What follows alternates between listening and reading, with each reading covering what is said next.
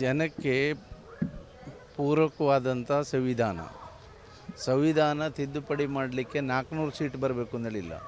ಅವ್ರು 400 ಸೀಟ್ ಬರಬೇಕು ಅಂದೇಳೋದು ಸಂವಿಧಾನನೇ ತೆಗಿಬೇಕು ಅಂದೇಳಿ ಉದ್ದೇಶ ಇರಬೇಕು. ಈ ರಾಜ್ಯ ಅಧ್ಯಕ್ಷರಿಗೆ ಹೇಳಲಿಕ್ಕೆ ಇಷ್ಟಪಡ್ತೀನಿ, ನಾನು ವಿಜೇಂದ್ರ ಅವ್ರಿಗೆ ಹೇಳಲಿಕ್ಕೆ ಇಷ್ಟಪಡ್ತೀನಿ, ಇಂಥ ಹೇಳಿಕೆಯನ್ನು ಕೊಡುವವರನ್ನು ಅವ್ರು ಇಟ್ಕೊಂಡು ರಾಜಕಾರಣ ಮಾಡ್ತಾರಂದರೆ ಅವ್ರ ಇಚ್ಛೆನೂ ಅದೇ ಇರಬೇಕಲ್ಲ. ಅಥವಾ ಸನ್ಮಾನ್ಯ ಪ್ರಧಾನಮಂತ್ರಿಯವ್ರಿಗೆ ಕೇಳಲಿಕ್ಕೆ ನಾನು ಇಷ್ಟಪಡ್ತೀನಿ, ಸಂವಿಧಾನ ಇಲ್ಲದೇ ಇದ್ದರೆ ಒಬ್ಬರು ಚಾ ಮಾರುವವರು ಪ್ರಧಾನಮಂತ್ರಿ ಆಗಲಿಕ್ಕೆ ಸಾಧ್ಯ ಇತ್ತಾ? ಅಂಥದನ್ನು ತೆಗೆದು ಸಂವಿಧಾನನೇ ತೆಗೆದು ಅಂಬಾನಿ ಅದಾನಿಗೆ ಕೊಡು ಇಚ್ಛೆ ಇದೆ ಅಂತ ಕಾಣ್ತದೆ.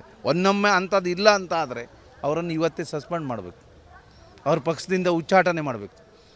ಯಾವುದೇ ಕಾರಣಕ್ಕೆ ಅವರನ್ನು ಕೂಡುದು ಇಟ್ಟಿದ್ದಾರೆ ಅಂತ ಆದರೆ ಪ್ರಧಾನಮಂತ್ರಿಯವ್ರದ್ದು ಇರ್ಬೋದು, ಈ ರಾಜ್ಯದ ಅಧ್ಯಕ್ಷರದ್ದು ಇರ್ಬೋದು, ಉದ್ದೇಶ ಇದೆ ಅಂತ ಅರ್ಥ. ಆದರೆ ಈ ದೇಶದ ಜನ ಅವರಿಗೆ ತಕ್ಕ ಪಾಠ ಕಲಿಸ್ತಾರೆ. ಅದಕ್ಕಾಗಿ ನೀವು ಕೇಳೋಕ್ಕಿಂತ ಮೊದಲೇ ಹೇಳಿದೆ, ನಾನು ಅವ್ರ ಪಕ್ಷದವ್ರು ಒಂದೊಮ್ಮೆ ಅವರನ್ನು ಇಟ್ಕೊಂಡು ಮುಂದೆ ರಾಜಕಾರಣ ಮಾಡ್ತಾರೆ ಅಂತ ಆದರೆ ಅವ್ರ ಉದ್ದೇಶನೂ ಇದೆ ಅಂತ ಅರ್ಥ. ಸಂವಿಧಾನ ಬದಲಾವಣೆ ಮಾಡಬೇಕು, ಅಂಬಾನಿನೋ ಅದಾನಿಗೋ ಯಾರಿಗೋ ಈ ದೇಶ ಬಿಟ್ಟುಕೊಡೋ ಲೆಕ್ಕಾಚಾರದಲ್ಲಿದ್ದಾರೆ ಅವರು. ಏನು 75 ವರ್ಷದ ಹಿಂದೆ ಬ್ರಿಟಿಷರ ಆಡಳಿತ ಇತ್ತಲ್ಲ, ಅದೇ ಮತ್ತೆ ಪುನಃ ತರಬೇಕು ಅಂದೇಳಿ ಉದ್ದೇಶ ಇದರಿಂದ ಈ ಥರ ಮಾತಾಡ್ತಾ ಇದ್ದಾರೆ. ಇಲ್ಲ ಅಂದರೆ ಅವರನ್ನು ಉಚ್ಚಾಟನೆ ಮಾಡಬೇಕು. ಇವ್ರ ಪ್ರೇರಣೆ ಇಲ್ಲದೆ ಅವ್ರು ಮಾತಾಡೋದಿದ್ದರೆ ಉಚ್ಚಾಟನೆ ಮಾಡಬೇಕು. ಇಲ್ಲಾಂದರೆ ಈ ಜವಾಬ್ದಾರಿಯನ್ನು ಇವರು ಹೊತ್ಕೊಳ್ಬೇಕು. ಇವರು ಹೌದು, ಇಲ್ಲಾಂದರೆ ಹೇಗೆ ಮಾತಾಡ್ಲಿಕ್ಕೆ ಸಾಧ್ಯತೆ? ಈಗ ನಾನೇನಾದರೂ ಅದೇ ರೀತಿ ಮಾತಾಡಿದರೆ ನಮ್ಮ ಪಕ್ಷದಲ್ಲಿ ಇಡ್ತಾರ? ಒಂದು ಸೆಕೆಂಡ್ ಇಡೋದಿಲ್ಲ, ಕೂಡುದು ಯಾರೇ ಇರಲಿ.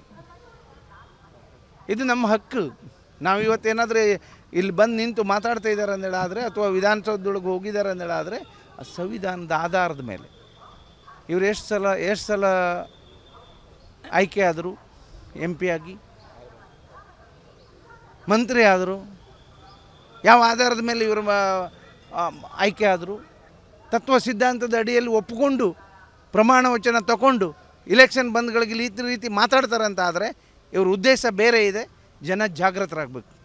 ಅವರ ಅಜೆಂಡಾ ಅಂಬಾನಿನೋ ಅದಾನಿಗೋ ಈ ದೇಶ ಕೊಡೋದು ಅಜೆಂಡಾ. ಸಂವಿಧಾನ ಬದಲಾವಣೆ ಮಾಡಿದ್ರೆ ಮಾತ್ರ ಅವ್ರಿಗೆ ಕೊಡ್ಲಿಕ್ಕೆ ಆಗ್ತದೆ, ಇಲ್ಲಾಂದ್ರೆ ಕೊಡ್ಲಿಕ್ಕೆ ಆಗೋದಿಲ್ಲ. ಅದು ನೀವು ಎಲ್ಲ ಜಾಗೃತರಾಗಬೇಕು. ಈಗ ನಾವು ಯಾರು ಮತ್ತೆ ಪುನಃ ಏನು ವಿಧಾನಸೌಧಕ್ಕೋ ಅಥವಾ ಪಾರ್ಲಿಮೆಂಟ್ಗೋ ಹೋಗೋ ಪರಿಸ್ಥಿತಿ ಇರೋದಿಲ್ಲ. ಸಂವಿಧಾನ ಇದ್ದರಿಂದ ನಾವು ಇವತ್ತು ಹೋಗ್ಲಿಕ್ಕೆ ಸಾಧ್ಯ ಅದೇ ನಮ್ಮ ಗ್ರಂಥ. ಅದನ್ನು ಒಪ್ಕೊಂಡಿದ್ದೇವೆ. ನಾವು ಪ್ರತಿಯೊಂದು ಕಡೆ ಜಾಗ್ರತೆ ಮಾಡ್ತಾ ಇದ್ದೇವೆ, ಅದ್ರ ಬಗ್ಗೆ ತಿಳಿಸ್ತಾ ಇದ್ದೇವೆ. ಇಂಥ ಸಂದರ್ಭದಲ್ಲಿ ಇವರು ಈ ರೀತಿ ಹೇಳಿಕೆ ಕೊಡ್ತಾರಂದರೆ ಇವ್ರ ಮನಸ್ಥಿತಿ ಏನಿರ್ಬೋದು ಅಂದೇಳಿ ಯೋಚನೆ ಮಾಡಿ. ನಾವು ಅವ್ರಿಗೆ ಖಂಡಿಸ್ತೇನೆ. ಕಾಂಗ್ರೆಸ್ ಮಾತ್ರ ಅಲ್ಲ, ಈ ದೇಶದ ಜನ, ಈ ರಾಜ್ಯದ ಜನ, ಈ ಜಿಲ್ಲೆ ಜನ ಅವರನ್ನು ತಿರಸ್ಕಾರ ಮಾಡ್ತಾರೆ ಅಂತ ಹೇಳಲಿಕ್ಕೆ ಇಷ್ಟಪಡ್ತೇನೆ. ಅನುಕ್ಷಣದ ಸುದ್ದಿಗಳಿಗಾಗಿ ವಿಸ್ತಾರ ನ್ಯೂಸ್ ಯೂಟ್ಯೂಬ್ ಚಾನೆಲ್ ಸಬ್ಸ್ಕ್ರೈಬ್ ಮಾಡಿ. ಹೊಸ ಸುದ್ದಿಗಳ ನೋಟಿಫಿಕೇಶನ್ಗಾಗಿ ಬೆಲ್ ಐಕಾನ್ ಕ್ಲಿಕ್ ಮಾಡಿ. ಲೇಟೆಸ್ಟ್ ಅಪ್ಡೇಟ್ಸ್ಗಾಗಿ www.vistaranews.com ವೆಬ್ಸೈಟ್ಗೆ ವಿಸಿಟ್ ಮಾಡಿ. ಅಂಗೈಯಲ್ಲೇ ಜಗತ್ತಿನ ಸುದ್ದಿ ತಿಳಿಯಲು ವಿಸ್ತಾರ ನ್ಯೂಸ್ ಕನ್ನಡ ಆಪ್ ಡೌನ್ಲೋಡ್ ಮಾಡಿ.